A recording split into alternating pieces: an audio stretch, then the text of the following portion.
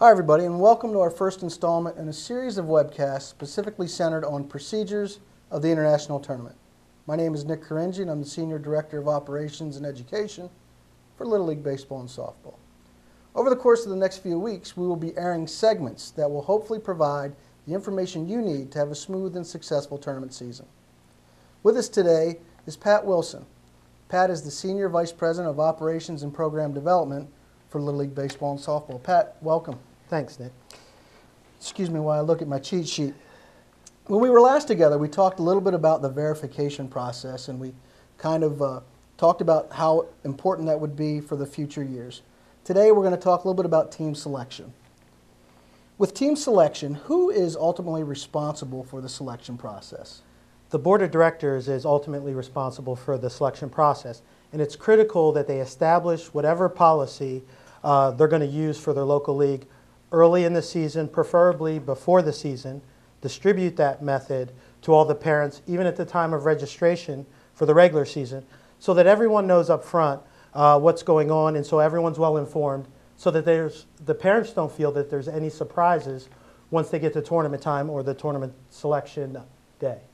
Before we look at each one of those criteria, what is some of the more successful policies and procedures that local leagues have used to select their tournament teams? In our rule book, we outline a process that involves the coaches, the board members, the umpires, volunteers, and the kids. The critical thing is that the kids are involved in some processes. In my opinion, and what we've seen, Nick, as we've traveled to clinics and throughout the regions, is that when the kids participate, or when the kids are the primary selectors of the tournament team, or the largest amount of players on the tournament team, that puts the local league at ease, because the kids know who really deserve to be on the team. While there may not be any collusion amongst the coaches, as we often hear about, if they allow the kids to have an input, it's going to be critical, because they're going to select the best players on the team, the kids that deserve to be on the team, and it's probably the most fair process. But there's a lot of process out there that use the kids and the coaches and the board, but the critical thing is that the kids are the centerpiece of the selection process. As we talk about criteria for selection or eligibility, there's a number of things. There's age, there's residence, and participation. We'll take one each individually. There have been many requests for 8-year-olds to play in the 9 and 10 tournament team, 10-year-olds to play on the 11 and 12 tournament teams, and we've seen those requests through the tournament committee many times. Can you speak a little bit more about what our stance is regarding age-appropriate tournaments? Well, all Little League's tournaments are age-specific. So the ages are outlined in the rule book, and I won't take everyone through all the ages, but the ages are specific, and the tournament committee, and I've been around 20 years, I think it's been a rare exception when we've deviated outside the age specific. So in the case of the 11 and 12-year-old tournament, it's been a rare exception, and I don't specifically recall one that happens very often, where we allow 10-year-olds to participate in lieu of selecting other available 11 and 12-year-olds. So we pretty much hold to the age criteria for all divisions of play. There are some rare exceptions, but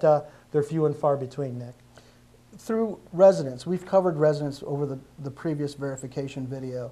Is there anything else, not to go over it again, but is there anything else that we need to reiterate with regards to residents in terms of tournament participation?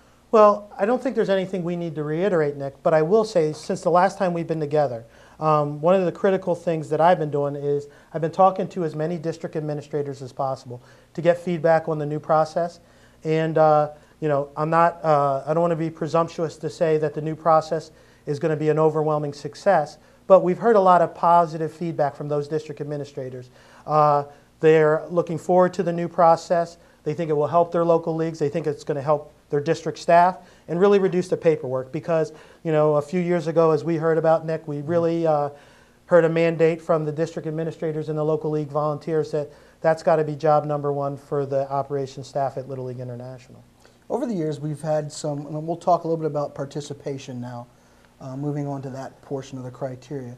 Over the years, we've had some concerns not really concerns, but there's been some confusion about the 60% rule. Can you elaborate a little bit about that and kind of give us an outline of how that would work? So the 60% rule is it's intended to ensure that, while kids may play in other programs, they may have other activities in their lives, that they make a commitment during the regular season to the Little League program to be eligible for tournament or all-star selection for the international tournament. And so with that said, the benchmark is that 60% of the regular season games a player has to participate in, or if you're in big league, be on the roster for. But that 60% is kind of the dividing line that sets the criteria that shows that you made a commitment to your local league team and during the regular season, and that's what makes you eligible for tournament participation. I would add, Nick, that the confusion usually centers around, take for example, local leagues regular season ends on May 31st.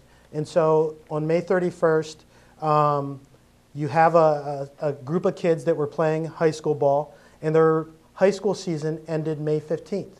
And so the criteria is that the regular season ended on the 31st. The high school season ended on the 15th. There were 4 games between the 15th and the 31st. And so to take it one step further, those kids have to play in 60% of those 4 games to be eligible for the tournament team. So effectively, they need to play in 3 of those regular season games to be eligible, or if we're talking about big league, be on the roster. So that's where the confusion usually takes place.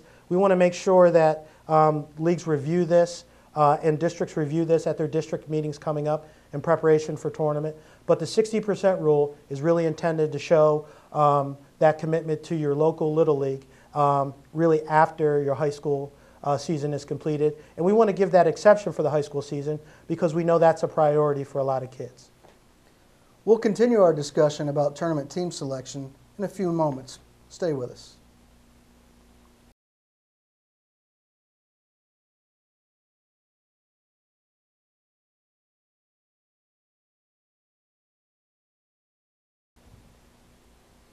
We're back with Pat Wilson, and we're talking about tournament team selection. Pat, every year we have this question about alternates, and you and I have both had many phone calls and emails about it. Can you fill us in on what our position is with regards to alternates? Simply put, Nick, there are no alternates. I know local leagues want to identify players that they may add to the tournament team in case of an injury, a kid goes on vacation or something like that. And they just can't do it. What the problem really is that the alternates feel like they're part of the team. You have them practicing, you have them working out with the team. We've even seen situations where they're sitting in the stands wearing a shirt much like the team jersey. And that kid that is not on the team really feels left out because they're doing all the work, but they can't play in the game. So we don't allow, our rules don't provide for alternates. And I think the leagues are really doing a disservice when they identify 1 or 2 alternates from the pool of candidates. And that's what I would say. The entire age eligible, residence eligible, participation eligible group of kids from that division are your pool of alternates.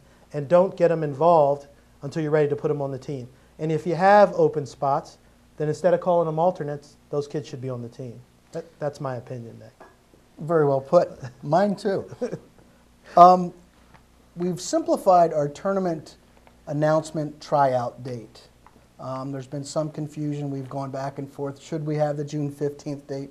Should we not? Should we eliminate it? Can you clarify where we are with the June 15th date as it relates to all of the tournament divisions? Well, last year, during the regional roundtables by the district administrators, we considered this tournament issue in their discussion. And the district administrators overwhelmingly were in favor of kind of eliminating a hard and fast date.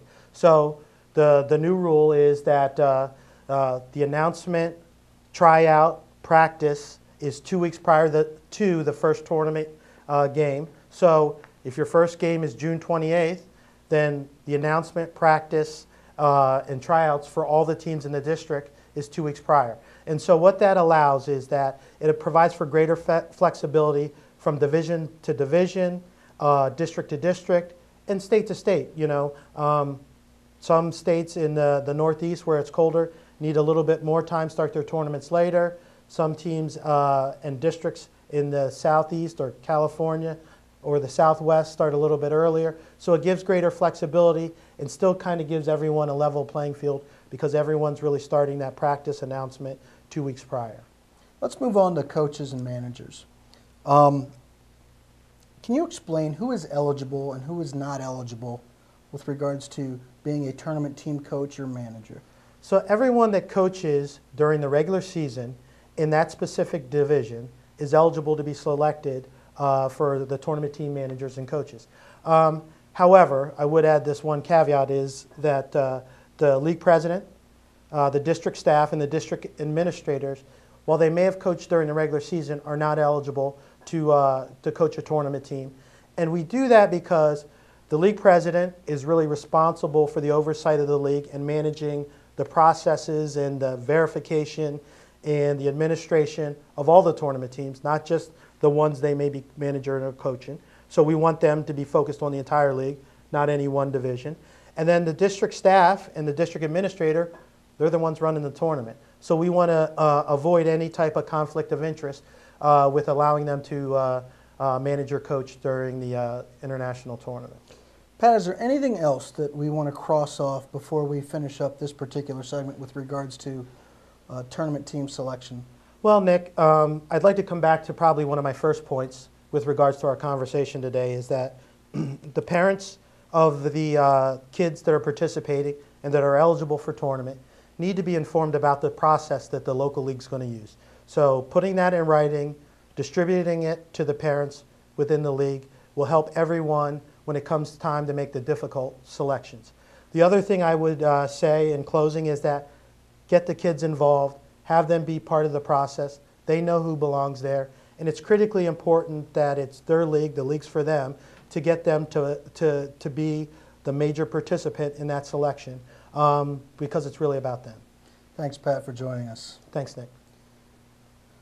That will do it for this segment. Stay tuned for future segments that will cover the tournament guidelines and procedures. For everyone here at Little League International, for Pat Wilson and our communications staff, thanks for joining us.